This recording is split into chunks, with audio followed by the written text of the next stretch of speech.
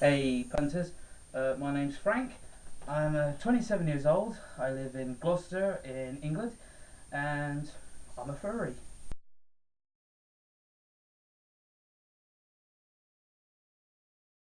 I joined the furry fandom about 2 years ago.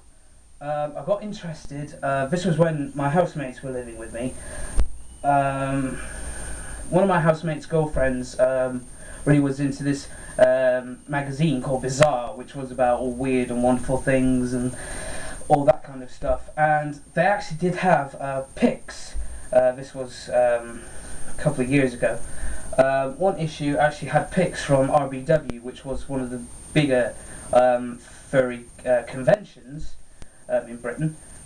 And just seeing all those people like dressed up in their suits and everything, it just made me wish, like I so wish that I could be there, and sort of like it made me think, this kind of thing actually looks kind of cool. I could see myself getting into this kind of thing.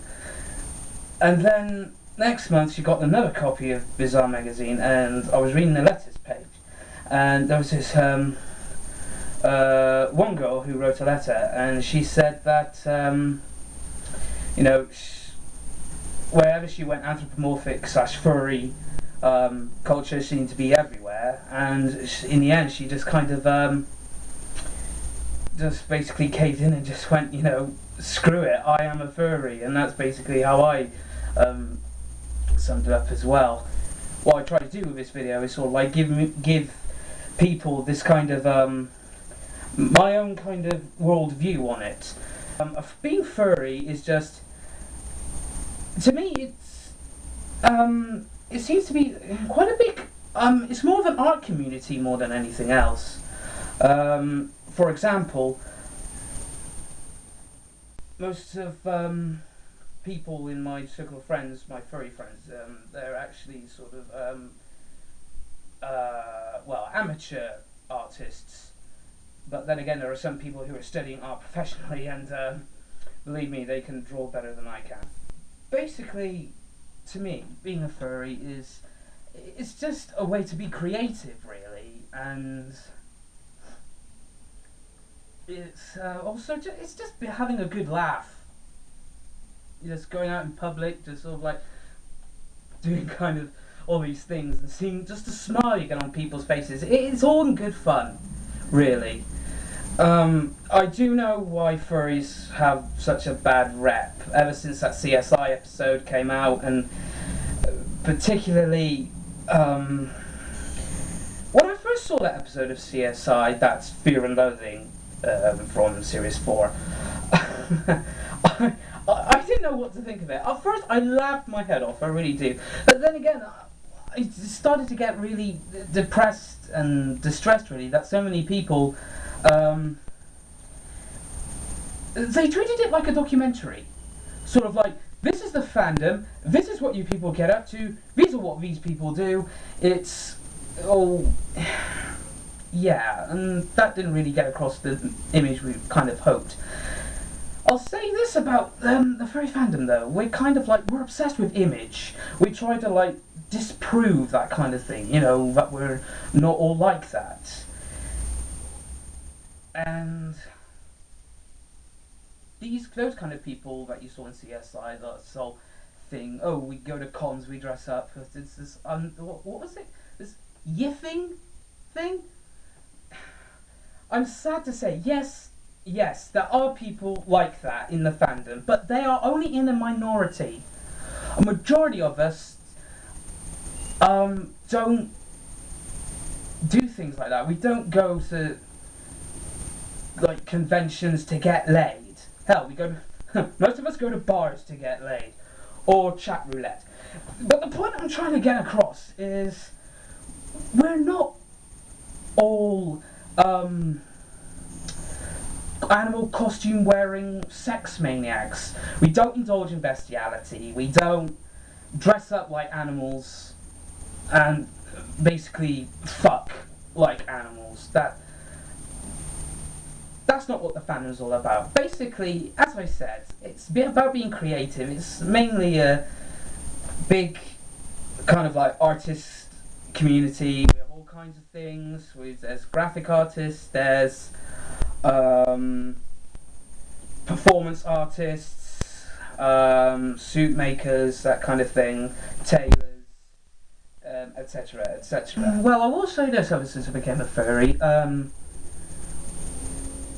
have made quite a lot of new friends, and I'm actually, it gets me out of the house. I'm actually doing things, because usually between my usual things of trying to find a job and Xbox and God knows what else, it just only made me realise, my God, I'm wasting my life, I'm not doing anything. And I first found the furry fandom, we started going to meets, I started to meet people, and it's just, it's so great. We go on days out together, we go meet up in town, and just frolic around and just sort of like make people smile. And I love it. I absolutely do. Going back to what I said about that CSI episode, about all those kind of like people and all that, I take it most of you have seen the Peaches Geldof expose, for lack of a better term, on British TV. The full video, full interview is on YouTube. I'll try to find a link and actually post it in the description. And first of all, I'd like to say to all the guys that actually did that interview, you know, Night Winds, Wolf, Meeple, because seriously, I'm not slagging you guys off. Seriously, doing what you did, actually going on TV and actually talking about somebody you love, mate, that took guts. Seriously, I salute you. But I still feel, and quite a few others feel, yes, the general opinions get across. You did do well to expel the myth that it's a purely sexualized thing, but we still feel like you could have done a bit more. Basically, follow the link. All you need to know about that section is Dom Jolly is a tit. I want to show you guys watching this, what the furry fandom means to me and how I express it.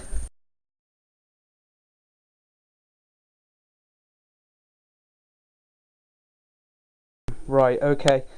Basically what you see here, this is my furry gear pretty much in its entirety. First and foremost, I should actually give you a brief description what it's all for, because you see what we do, furries, basically we come up with our own animal characters, which we call a fursona, and this is basically what it's all in aid of. We dress up as our fursonas, our characters. Most of the stuff is, well, quite a few things are actually custom made, but there are sites like on the big furry online communities, mainly for affinity.net. Believe me, if you want any kind of furry gear, believe me, there's somebody there who can help you out. Okay, I'm gonna start here. First and foremost, this is a con badge. Con badge is just basically your character. Yes, I am a fox. Yes. Sandy. Yeah.